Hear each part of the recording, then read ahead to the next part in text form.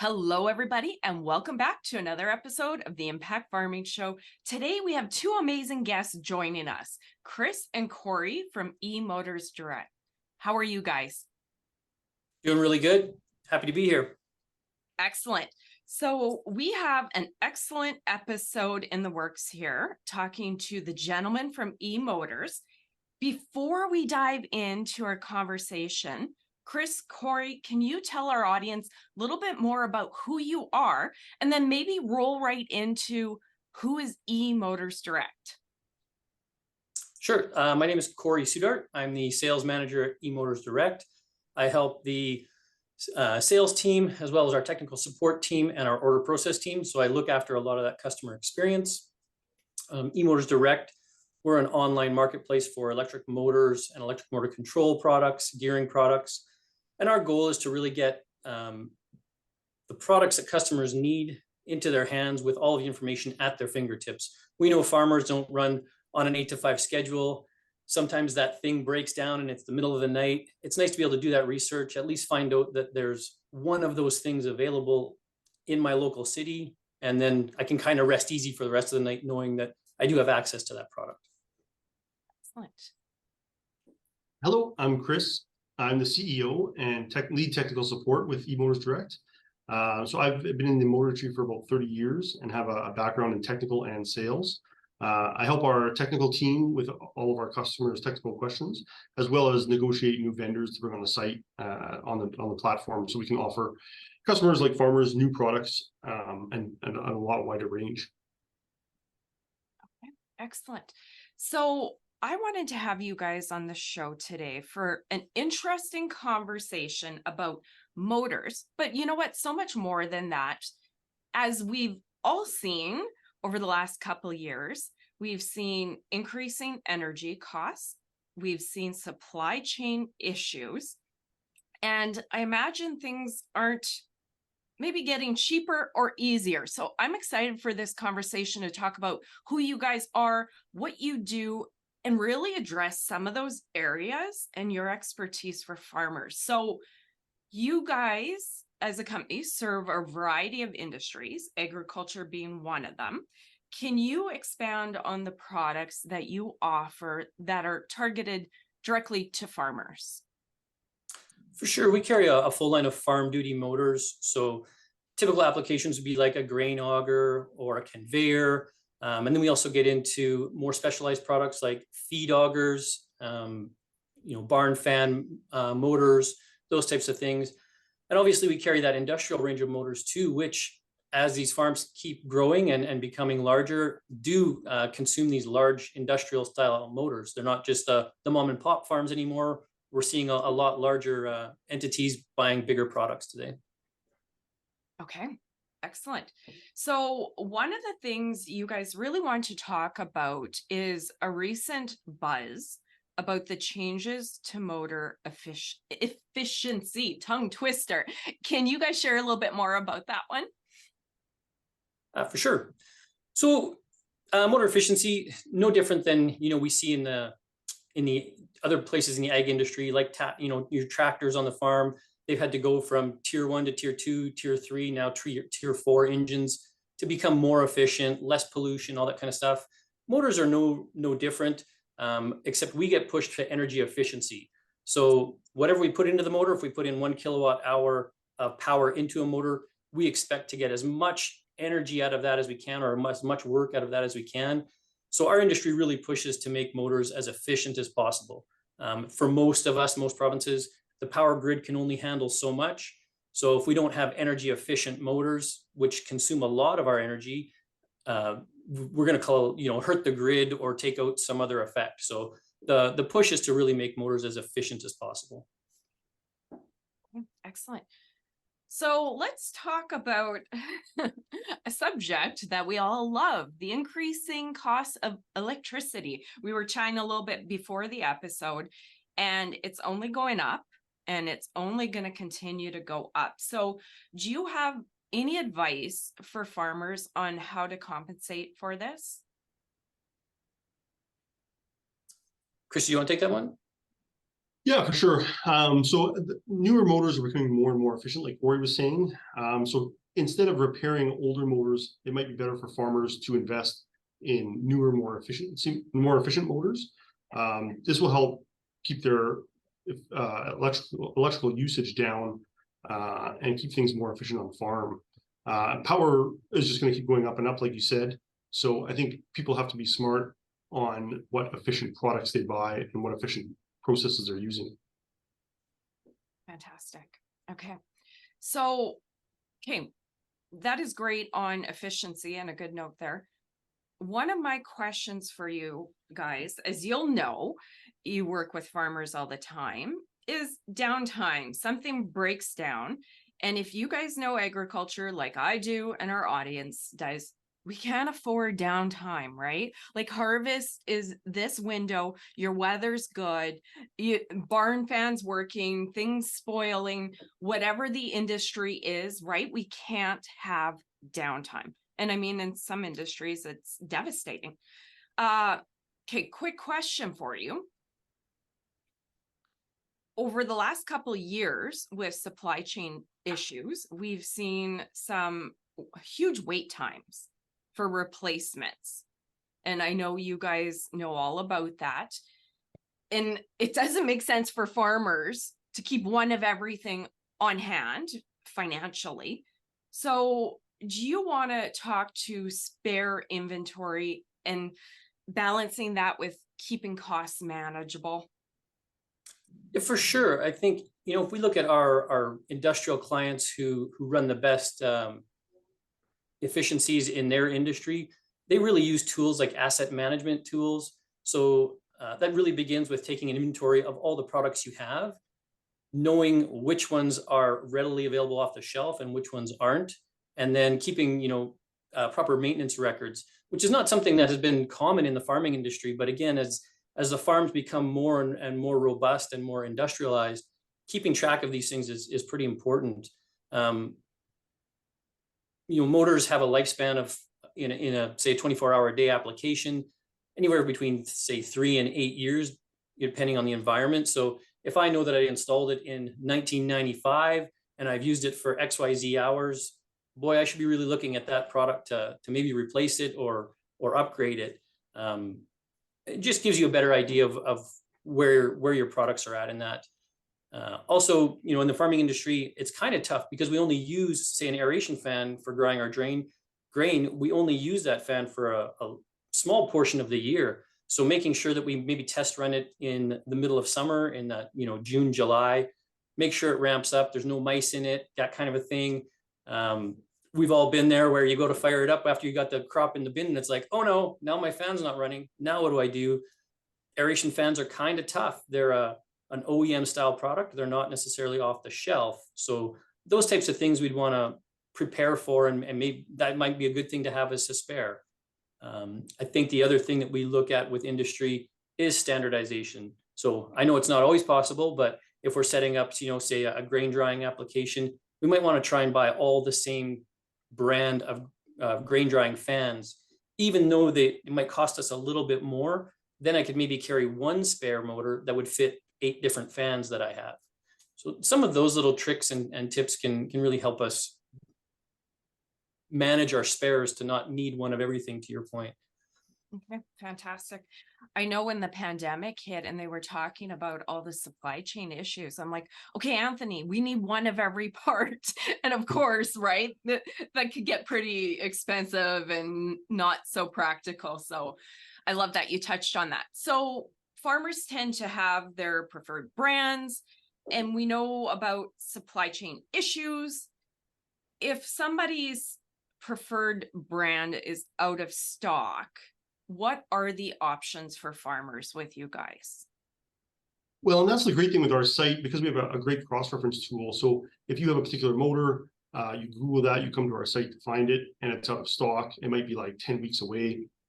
If you scroll down on that particular product, we usually have about 5 or 6 different cross-references that then you can choose one of those of a different brand, and you'd be able to check stock, check out, and get that one as quick as possible, even though your preferred motor is maybe not in stock. This means you won't be down very long if you got caught without a spare in this case. you can still get something pretty quick. Okay, excellent.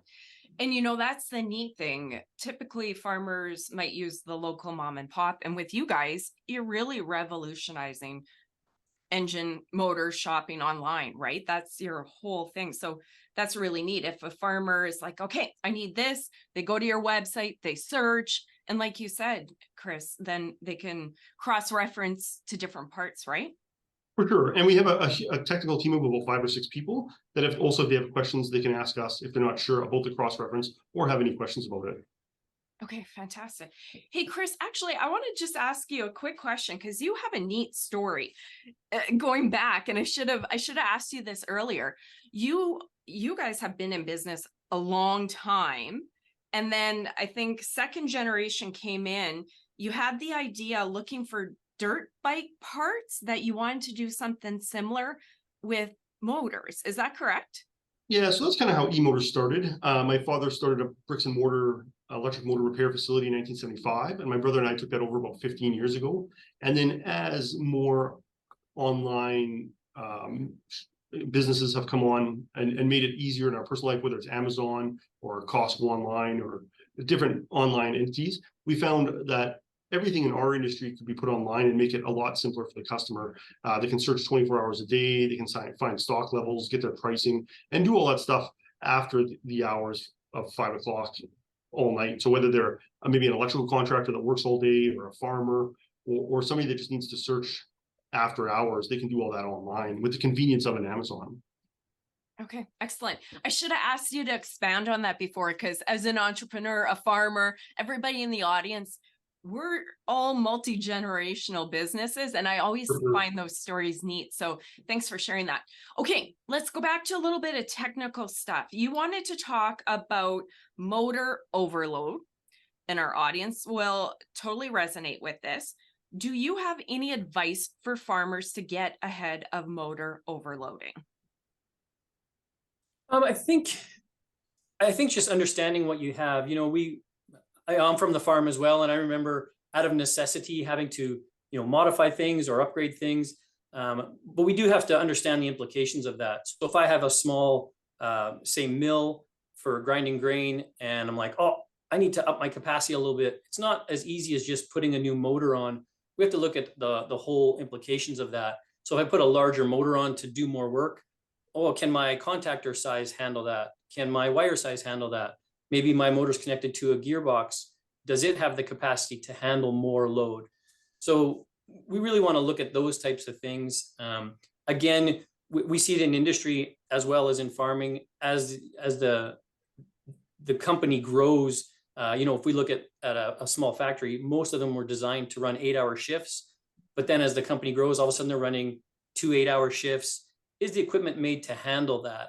So we see some of those things where they're just taxing the equipment more than it can handle, and then we get overload situations, and it's popping breakers, and it's breaking shafts, and those types of things. So I think if you can just understand what you have and how it was designed, then you can talk to either the manufacturer of that equipment and see how it could be upsized, or even our technical team has seen lots of applications, and we can tell you, oh yeah, based on the products you have, here's what you could do, or here's what you couldn't do, and we can help a lot of customers through that step.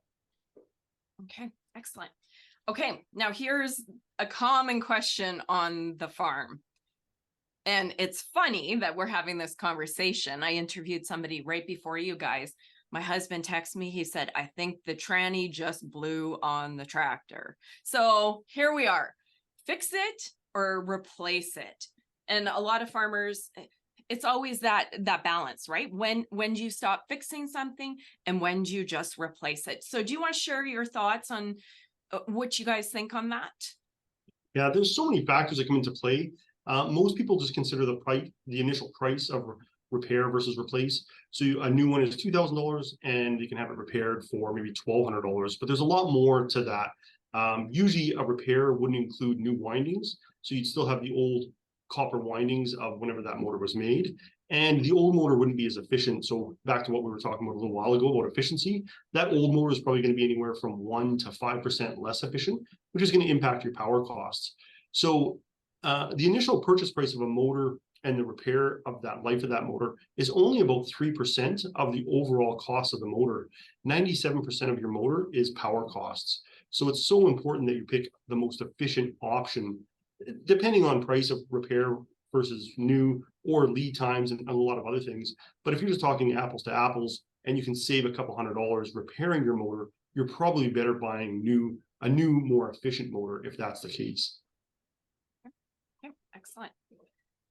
Okay, and I want to bounce back to something that is still on our minds because of the pandemic and parts being out of stock. So we all know finding parts can be challenging, and getting parts shipped in a timely manner is frustrating, to say the least. So do you want to chat a little bit about how you guys handle that to make farmers' lives easier? Our industry is tough on the parts department. So we do have access to certain motor repair parts. Obviously, the larger the motor, kind of the more economical it is to get the parts. Some of the manufacturers for small motors, we don't even have access to the parts anymore. The cost of a motor and the cost of repair has gone up so much. You look at the average shop rate, it's probably hovering in somewhere around the $120 to $160 an hour mark. You can't fix a $300 motor anymore, so you would just replace it. That's why the manufacturers have kind of stopped selling parts in some applications. In others, we certainly can. We carry capacitors, we carry replacement bearings, we have access to start switches, centrifugal switches, the internal components of some motors. So we can get those parts, but in many cases it is difficult. The other thing is, if you look at a motor, again, to Chris's point, if it's 10 years old or 15 years old and that one piece goes out, if we're going to spend $200 or $300 to fix this $400 motor, it might be better to upgrade to that, new one that's more efficient, maybe comes with a warranty, all those types of things. It's funny, we've done this dance so many times. It's the repair, the replace, and I joke that we're in a toss out generation because so often it doesn't make sense. You're going to repair and it costs this much. And it's like, well, wait a minute. If it goes down again, because it's an old part, then we have that downtime, and then we're double paying on labor. And for us, we just say quick, easy, get it done. And very often, if the decision is repair or replace, it's replace for us. So yeah, sorry, I had to add that. Yeah, I remember growing up, on the farm, we never really valued our time. Right. So if it took us a day to drive around and get parts and an afternoon to put all those parts back in the thing, it was just kind of, well, we're farming, that's just encompassing of farming. I think, the new age farmer values their time a little bit more. They got lots of things to do. They've only got a short window to get it done in. Sometimes it's just faster to get that new one unordered. It's delivered to your house via Purelator or a transport company of some sort. You stick it in and you're good to go again. I love that you said that. And I think our audience will relate. I think there's a generational thing there too, and a progression in farming, right? Anthony's parents, they don't watch the show, and I love them to death, but that generation, exactly like you said, they'll repair and repair and repair. Us on our farm, modern day farmers, we're farming more acres. Things have to go quicker, smoother. So that's another factor that I find we do. It's just, we need efficiency. We can't have that downtime. And I know farmers in our audience are the same, right? Time is money. Oh, for sure. Especially fall time. There's lots of people who don't even necessarily own all their combines. They might own one and rent two more. Yep. You have to rent it for 3 more days without producing anything because your grain handling system is down. I don't even know what a combine costs to rent these days, but I'm sure it isn't cheap.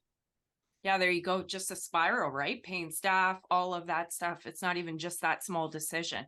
Okay, fantastic. So let's switch gears a little bit. Do you have some advice for farmers in the audience when they're looking to find the best value for their motor? Yeah, so on our platform, we buy directly from all the manufacturers that we deal with. So they know they're getting the best price from us.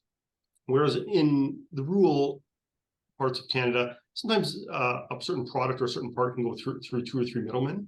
So buying directly through our platform, they know they're getting a pretty good price than buying from some of the other either local small distributors that aren't small shops that aren't distributors for those products. Also the time saved, like we were just talking about.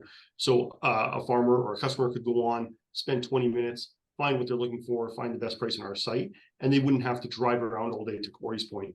So just the value of their time and the 24-hour searching that they can do. Okay, excellent.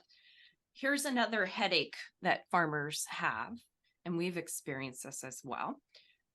Returns and warranty. Can you speak to that? It's a little different, and I love what you guys are doing, and that's why I brought you on the show online. I mean, everything's so quick and easy. How do you guys work returns and warranty for your clients that buy from you? Well, we certainly have a returns and warranty and exchange programs in effect. I think the biggest key that we really resonate with is we have a technical support team. Our goal is to make sure you don't order the wrong one. So if you have any hesitation or, I picked out the right thing, but I just want that confirmation that this is going to work. We really want or encourage customers to reach out to our technical support team, get that clarification. The biggest problem with our product is it's all pretty heavy. So when we talk about shipping, it's not like you're shipping a pair of socks for $3. It could be a 400 or 500 pound motor that costs $200 or $300 to ship, from Toronto to middle of Manitoba somewhere. We don't want to start having to ship back and forth. That's a lot of time. It usually ends up to be 3 or 4 days per trip, and obviously expense. So our biggest push is to really give you that technical support to get the right products. If, outside of that, if something happens, we do have a great exchange program where if you got the wrong motor, we'll take the other one back and help you get the right one. And then warranties, we facilitate that for our customers via our vendors and manufacturers. So. Okay, excellent. You answered a question that I had as a farmer. I'm like, okay, you go to the mom and pop, they don't have the selection because they're mom and pop and they're small. Now, you've touched on it a few times. So if farmers are interested, they can either just go online and search, and can they buy right there and or can they call? They can find it online and then call. How do you interact with your customers? I'm thinking Tracy or Anthony, in this case, my husband, is looking for something. How does it work?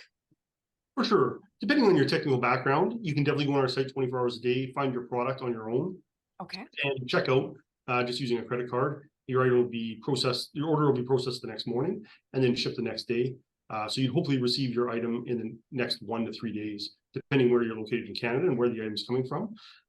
But if you're not sure, you can definitely always reach out to us via email, live chat, or give us a call and talk to one of our technical people. They'll walk you through the product selection that you need and then walk you through the order processing if you're not sure about that either. Okay, excellent. That's good to know. Okay, so I'm going to get you guys to do a final call out, but I want to share a line that I really liked from your website. We're kickstarting a revolution in the electric motor industry. So now, if a farmer is in the audience and they're like, wow, I don't know, do we just buy local? How are you guys different than the motor shop down the road?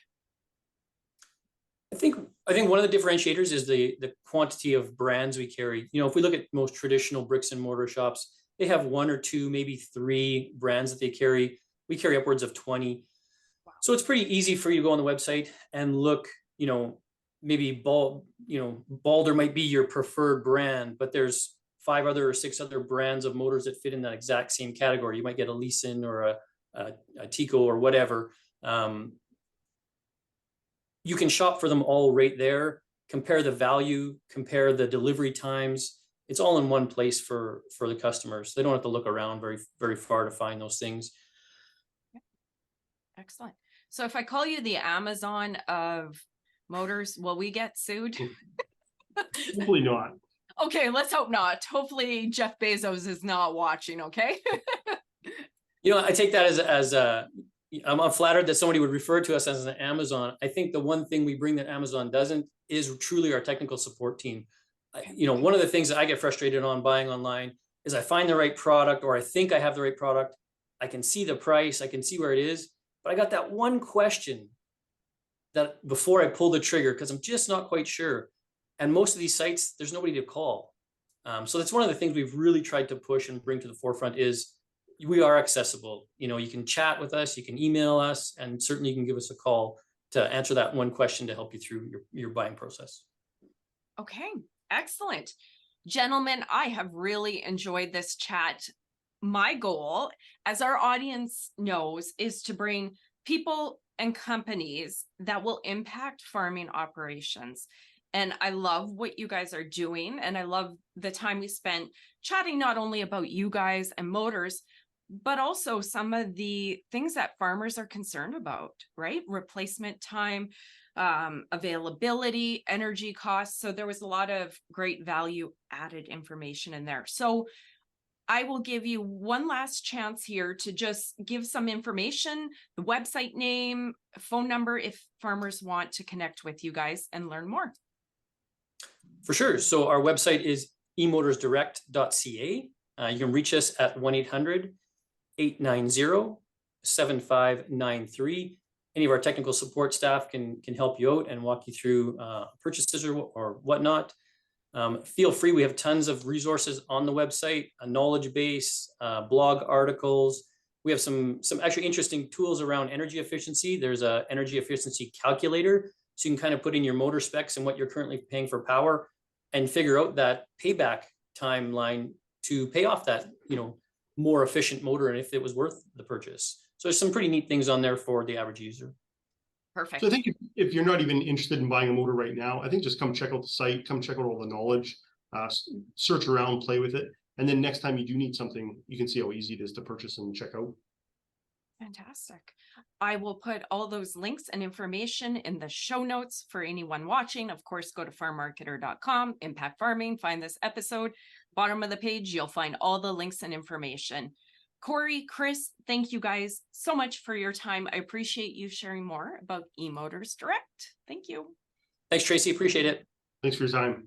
My pleasure. You guys in the audience, I hope you enjoyed this episode. If you did, like it, share it, get it out there so other farmers can learn about eMotors Direct and what they are doing in the marketplace. Thanks, guys. See you next week. Bye-bye.